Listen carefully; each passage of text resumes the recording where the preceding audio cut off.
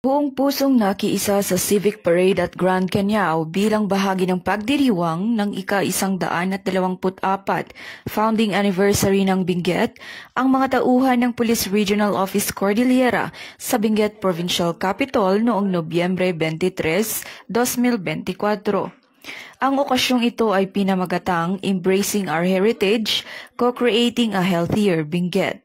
Sa pamumuno ni Police Brigadier General David Peredo Jr., Regional Director ng PROCAR, ay aktibong lumahok sa Civic Parade, isa sa mga tampok na aktibidad sa pagdiriwang. Ang parada ay nilahukan ng iba't ibang sektor ng komunidad, mga lokal na pamahalaan at mga organisasyon, na lahat ay nagtipon upang ipakita ang kanilang suporta at pagmamahal sa probinsya ng Benguet. Ang mga tauhan ng PROCAR suot ang kanilang uniforme at dala ang mga bandila ng kanilang unit ay nagmarcha na may buong sigla at dedikasyon. Kasunod ng parada, ginanap ang Grand Canyao sa Wangal Sports Complex. Ang Grand Canyao ay isang tradisyonal na seremonya ng mga katutubong grupo sa Cordillera na ipinagdiriwang sa pamamagitan ng mga sayaw, musika at ritual. Ang pagdiriwang na ito ay nagbigay daan upang muling buhayin at ipagmalaki ang mayamang kultura at tradisyon ng Benguet.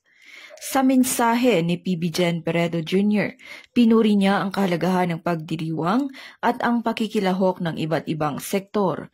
Aniya, ang ating partisipasyon sa pagdiriwang na ito ay tunay ng ating dedikasyon sa paglilingkod at pagsuporta sa komunidad ng Benguet. Naway magpatuloy tayong magkaisa para sa ikabubuti at ikatatagumpay ng ating probinsya. Ang pakikilahok ng PROCAR sa ganitong mga aktibidad ay patunay ng kanilang dedikasyon sa pagtulong at pagsuporta sa kanilang nasasakupan, habang pinangangalagaan at ipinagmamalaki ang mayamang kultura ng kanilang rehiyon. Mula dito sa rehiyon ng Cordillera, ako ang inyong PNN correspondent, Patrolwoman Jezebel Moyaw, alagad ng batas, tagataguyod ng Balitang Pulis.